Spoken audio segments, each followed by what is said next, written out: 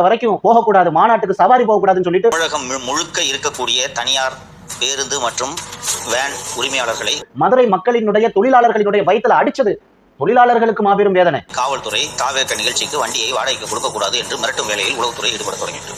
இது விஜய்க்கு நீங்க கொடுத்த வேதனை அல்ல, ஏழை தொழிலாளர்களுக்கு கொடுத்த வேதனை. திருவள்ளூர் தமிழ்நாடு பூராமா? ஆமாமா. அதை முதல்ல நீங்க புரிஞ்சுக்கங்க. நான் ஒரு பஸ் வச்சு பிசினஸ் பண்ணிட்டு இருக்கேன். இத மாதிரி ஏதோ ஒரு மாநாடின் போது தானே சார் நான் சம்பாதிக்க முடியும்.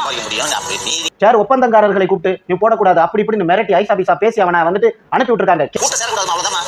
எவ்வளவு எஸ்டிமேட் பண்றீங்க கூட்டம் வரும்னு சொல்லிட்டு 15 லட்சம் சொல்லிடுறாங்க. 15 லட்சம் கூட்டம் நமக்கு என்ன மரியாதை? கேரளாவில இருந்து சேர் வந்திருக்கு, எவ்வளவு வேதனை இதெல்லாம்.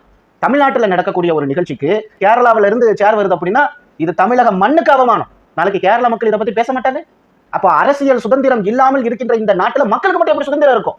அந்த மாநாடு நடந்ததும் நீங்கள் சேலத்தில் உதயநிதி தலைமையில் நடந்த இளைஞரணி மாநாட்டுக்கு வந்த கூட்டத்தையும் இந்த கூட்டத்தையும் ஒப்பிடுவீர்களா மாட்டீங்களா?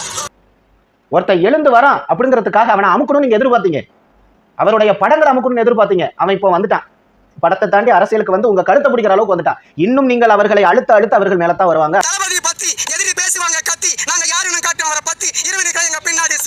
அதற்கு இந்த மாநாடு ஒரு நல்ல எடுத்துக்காட்டு.